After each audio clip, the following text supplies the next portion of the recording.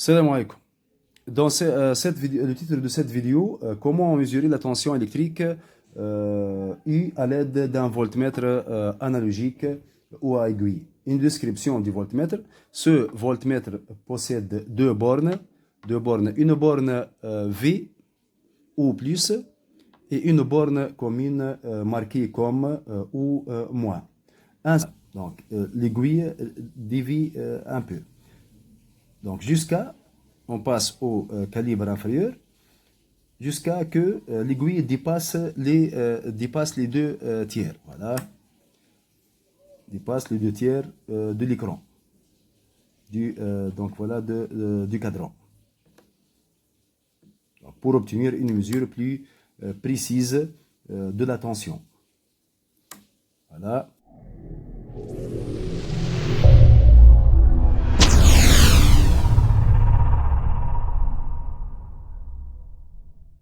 Salam alaikum. Le titre de cette vidéo, comment mesurer la tension électrique U à l'aide d'un voltmètre analogique ou à aiguille. Une description du voltmètre.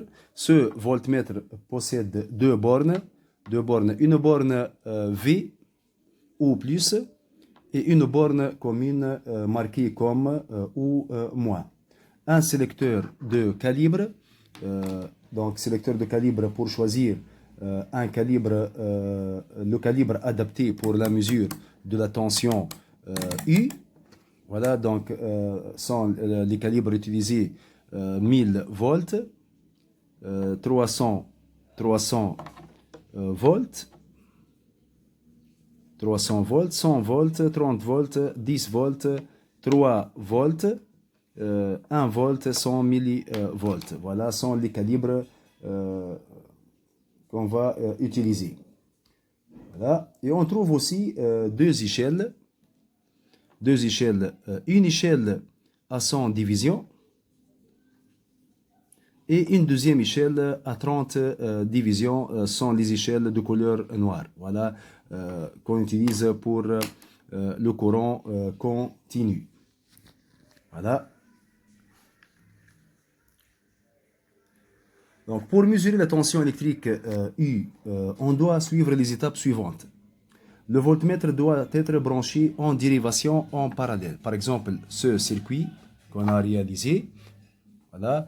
Donc, de la borne positive, par exemple, vers, voilà, c'est le fil rouge. Donc, c'est le fil rouge vers l'interrupteur et de l'interrupteur ouvert au début, donc, et de l'interrupteur vers une première lampe. Voilà, c'est la lampe dont on veut mesurer entre ces bornes la tension électrique. Voilà. Et de cette donc borne de la lampe à une deuxième lampe. Voilà. Et de cette lampe vers la borne négative, c'est le fil jaune, vers la borne négative du générateur. Donc le voltmètre doit être branché en parallèle. Voilà, donc c'est le voltmètre est branché en parallèle avec en dérivation en parallèle au dipôle, par exemple cette lampe, entre les bornes de laquelle on désire mesurer la tension. Voilà, la borne V à l'aide d'un fil rouge est reliée à cette borne, c'est la borne reliée à la borne positive du générateur, et la borne comme du voltmètre est reliée à la deuxième borne de la lampe, c'est la borne reliée à la borne négative du générateur. Dans le cas d'une tension continue, on doit choisir l'un de ces calibres accompagné d'un trait continu. Donc, ce qui signifie courant continu DC. Et dans le cas d'une tension alternative, on doit utiliser les calibres en rouge accompagnés d'un symbole de vague, là, d'un symbole de vague. C'est pour le courant alternatif AC. Donc ici, on va utiliser les calibres du courant continu DC, car on a utilisé une alimentation stabilisée ou un générateur de tension continu. Dans une première étape, il faut choisir le plus grand calibre Le plus grand calibre, c'est 1000 volts. Ici, par exemple, 1000 volts. Là. Donc, l'aiguille enferme l'interrupteur.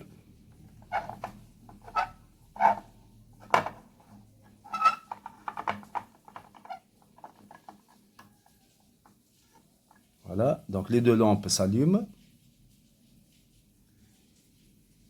Si l'aiguille ne dévie plus, comme dans ce cas, ne dévie pas ou n'atteint qu'une valeur inférieure, donc inférieure au premier tiers, voilà, au premier tiers, on doit passer du cadran, tu vois, on doit passer au calibre inférieur. Voilà, le calibre inférieur c'est 300. Voilà, voilà. Donc l'aiguille dévie un peu. Donc on passe au calibre inférieur jusqu'à que l'aiguille dépasse les deux tiers. Voilà, dépasse les deux tiers de l'écran. Donc voilà du cadran. Donc, pour obtenir une mesure plus précise de la tension. Voilà. Voilà. Donc c'est la lecture devant laquelle s'immobilise l'aiguille.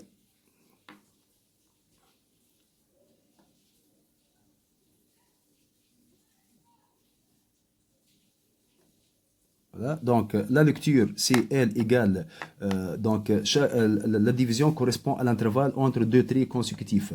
Par exemple ici, chaque division correspond à 2, c'est-à-dire comme lecture. Donc c'est-à-dire 2 divisions après 60, donc c'est-à-dire 64. Voilà, 2, donc 64, la lecture égale à 64. Voilà. Donc, pour le choix de l'échelle dans laquelle on veut lire la graduation, on va lire la graduation. On a deux échelles 100 et 30. On veut lire là, donc pour le choix de l'échelle dans laquelle on veut lire la graduation devant laquelle s'immobilise l'aiguille, et pour faciliter le calcul, si le calibre choisi est 1 volt, 10 volts, 100 volts ou 1000 volts, on choisit l'échelle 100. Et si le calibre choisi est 3, 30 ou 300, on lit sur l'échelle 30. Voilà, c'est pour faciliter le calcul. Donc, par exemple, ici, le calibre choisi est, pour cette mesure, est 10 volts. Voilà, c'est 10 volts. Donc, 1000 volts, voilà, 100 volts, 10 volts, 1 volt, 100 millivolts, on va utiliser l'échelle 100. Si le calibre est 300 volts, 30 volts, 3 volts, donc on va utiliser l'échelle 30, c'est pour faciliter le calcul. Pour cette mesure, on lit donc la lecture L égale à 64. Voilà. Le calibre utilisé est égal à 10 volts.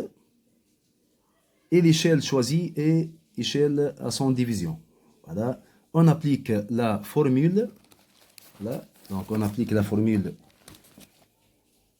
pour le calcul.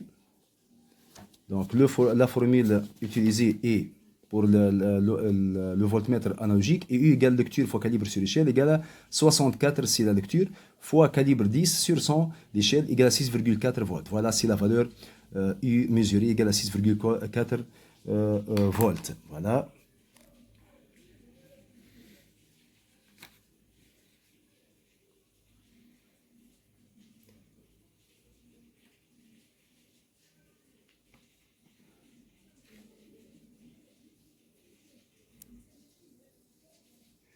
Donc, en bas et à gauche du cadran, on trouve cette indication, DC 1,5. C'est la classe. Ce voltmètre est de classe, c'est-à-dire ce voltmètre est de classe 1,5. Que signifie 1,5, classe 1,5? On sait que lorsqu'on mesure une grandeur quelconque, c'est le cas de la tension électrique, on ne peut jamais obtenir une valeur exacte. Voilà, valeur exacte, car il y a toujours une erreur. C'est quoi erreur? Une erreur. Donc, c'est la différence entre la valeur mesurée Comme par exemple cette tension mesurée U égale à 6,4 volts et la valeur exacte. Voilà, donc et la valeur exacte, mais comme on ignore la valeur exacte, ما نعرفوش نحن la valeur exacte قداش, donc le résultat est incertain. C'est-à-dire on parle d'incertitude, car il y a des erreurs. On a besoin de savoir, de savoir quelle confiance on doit accorder à l'appareil de mesure, comme ce voltmètre analogique. Donc c'est pour cette raison le fabricant indique la classe de précision, donc DC 1,5. La classe de précision c'est 1,5 pour le courant continu. Pour le courant alternatif c'est 2.0 AC. Voilà. Donc dans le cas de cette mesure, la classe de ce voltmètre est 1,5, c'est-à-dire 1,5%. Voilà. Donc la valeur mesurée qu'on a est U égale à, نرجعوا لهنا. Donc شوية calcul. U égale à la valeur mesurée, U égale à 6,4 volts. Donc l'incertitude absolue, نحن قلنا ثم des erreurs بطبيعة، ثم des erreurs dues à l'appareil وثم des erreurs dues à la lecture بطبيعة de l'utilisateur.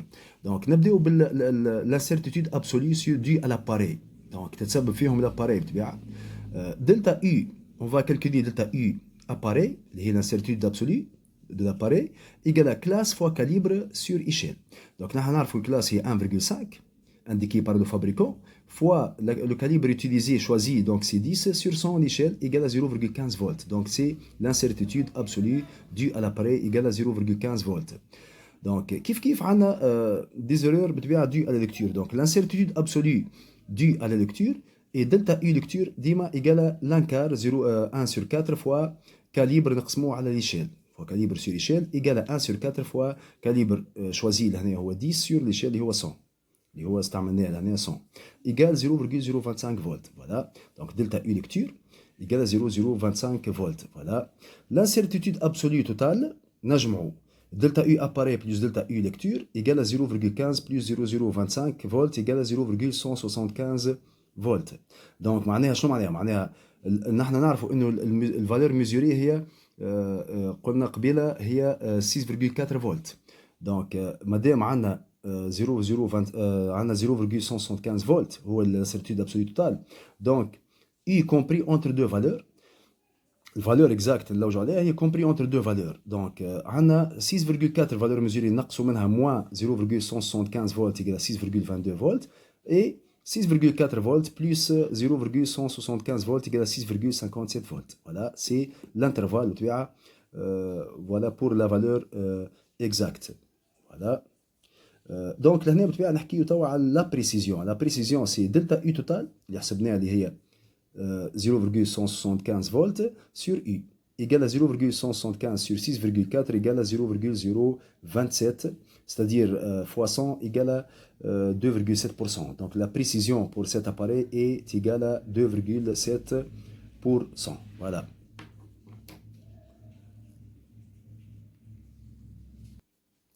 Parmi les erreurs, on parle de celles dues à l'appareil de mesure, le voltmètre.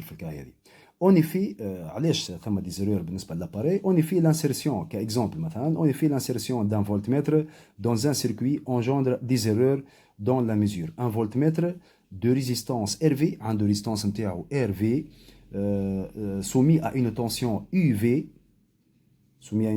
UV, consomme un courant IV tel que IV égale à UV sur RV. Pour diminuer l'erreur, on doit diminuer le courant IV et par conséquent augmenter la résistance RV. Un voltmètre doit présenter une résistance RV très grande par rapport à la résistance interne du dipôle. Par exemple, nous avons la tension aux bornes d'une lampe ou d'un résistor, donc il y a une résistance RV du voltmètre analogique très grande par rapport à la résistance interne du dipôle dont on veut mesurer la tension. Donc نحن نعرفوا انه لهنا عندنا plusieurs calibres باش نختاروا بطبيعه ديما في كل ميزور نختاروا واحد فيهم بطبيعه pour une bonne mesure. Donc لهنا pour chaque calibre, à chaque calibre correspond une résistance RV. وقت نبدلوا نحن من calibre لcalibre كل calibre عباره غيرنا معاه résistance RV du voltmètre. Donc كيفاش نجموا نحسبوا الRV لهنا؟ بتبيع la résistance RV du voltmètre pour chaque calibre بتبيع. دونك كل كاليبر عنده ريستانس ار في خاصه به. دونك لهنا الفابريكون بطبيعه لهنا شنو عطانا لو فابريكون فورني دونك نو فورني لا ريزيستانس نسموها ريزيستانس سبيسيفيك هذه اس اللي هي دي سي مكتوب عليها 20000 اوم بار فولت. اوم بار فولت سي لا ريزيستانس سبيسيفيك اس du voltmètre exprimé en ohms par volt. Donc pour calculer la résistance RV pour le calibre utilisé في الكا هذه calibre utilisé هو 10 فولت قلنا. Donc pour C égale à 10 volts la résistance RV donc نجموا نحسبوها بطبيعة à l'aide de cette formule RV égale à S la résistance spécifique اللي هي قداش لهنا indiqué par le fabricant هي 20000 ohms par volt. Voilà. Donc RV égale à S fois calibre utilisé là. Pour le calibre, في الكا هذه C égale à 10 volts, RV égale à 20000 fois 10 égale 200 kilo ohms. Donc résistance RV du voltmètre est 200 kilo ohms بطبيعة واضح très grande par rapport à la résistance par exemple de dipôle là نقيسوا في tension تاعو. Voilà. Donc c'est la résistance RV. Donc, خلاف هذا كله طبيعة عندنا d'autres donc des indications fournies par le fabricant. Donc نحن عندنا دي سي 20000 ohms par volt وعندنا pour le courant alternatif 6320 ohms par volt. Voilà. Donc ثم دي سامبول اخرين هذه نعرفوها شو حكينا فيها في الفيديو اللي فات في الميزور de l'intensité du courant. هذايا معناها بوزيسيون اوريزونتال لازم الكادرون يتحط en position horizontale. عندنا هذه ليتوال هذه وفيها 3. دونك شو معناها؟ معناها c'est pour la tension DC.